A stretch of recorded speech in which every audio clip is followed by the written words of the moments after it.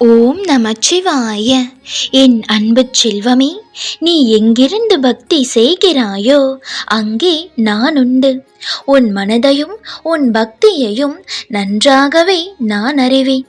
நான் உன்னை பார்ப்பதற்காக எப்படி வேண்டுமானாலும் வருவேன். நீ எங்கிருந்தாலும் நான் அங்கேயே இருப்பேன்.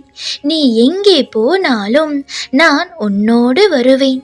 நான் உனக்கு எதுவும் செய்யவில்லை என்றும், என்னை வணங்குவதால் சோதனைகள் இன்னும் அதிகமாகிறது என்றும், நீ என்னை கோபித்து கொண்டாலும் சரி, உன்னை விட்டு போகச் சொன்னாலும் சரி, உன்னை விட்டு நான் எங்கும் போக மாட்டேன். உன்மீது நான் வைத்திருக்கும் அன்பு அத்தனை பலமானது. ஞாபகம் வைத்துக்கொள் செல்லமே, நான் உன்னிடம் எனக்காக எப்போதுமே எதையுமே எதிர்பார்ப்பதே இல்லை. நான் உனக்கென்று பிரத்யேகமாக தந்த கடமைகளை நீ பாரமாக நினைக்காமல் ஆனந்தமாக செய்தாலே வாழ்க்கை நன்றாகவே இருக்கும். உன் அன்பிற்கு நான் என்றும் அடிமை செல்லமே. நான் உனக்காக ஒன்றை செய்கிறேன் என்றாலோ, அல்லது உன்னிடத்தில் ஒரு விஷயத்தை சொல்கிறேன் என்றாலோ, அதில் உனக்கு நன்மை மட்டுமே நிறைந்திருக்கும் என்று தீர்க்கமாக நம்பு. உன் வாழ்வின் ஒவ்வொரு நிமிடமும் எனக்கானவை. நீ என்னை நினைக்கும் ஒவ்வொரு நொடி பொழுதும் விலைமதிப்பற்றது. நீ என்னை பூரணமாக சரணாகதி அடைந்து விட்டால் உன் பொறுப்பு. உன் குடும்பத்தையும் நான் காத்து ரட்சிப்பேன்.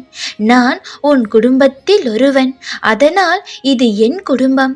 உன் குடும்பத்தை காப்பது என் கடமை. உன் ஆசைகளை என்னிடம் மட்டுமே சொல். தயக்கமேன் பிள்ளையே, நான் உன் தந்தை. என்னிடம் முழு உரிமையும் உனக்குண்டு. தயக்கமின்றி உன் ஆசைகளை, உனக்கு தேவையானதை என்னிடம் நீ தாராளமாக கேட்கலாம். ஆனால் ஒன்றை மட்டும் நினைவில் வைத்துக்கொள். நீ என்னிடம் ஒரு விஷயத்தை கேட்கிறாய் என்றால் அதை அப்படியே உடனே நான் கொடுத்து விடுவேன் என்றில்லை. கொடுக்கவும் மாட்டேன். அதிலுள்ள நல்லவை கெட்டவைகளை ஆராய்ந்து நீ கேட்பது உனக்கு எந்த விதமான பாதகமும் ஏற்படுத்தாமல் நன்மைகளை மட்டும் தரும் என்ற பட்சத்தில்தான் நான் அதை உனக்கு தருவேன். ஒரு தகப்பன் என்ற உரிமையில் என்னிடத்தில் நீ என்ன வேண்டுமானாலும் கேட்கலாம்.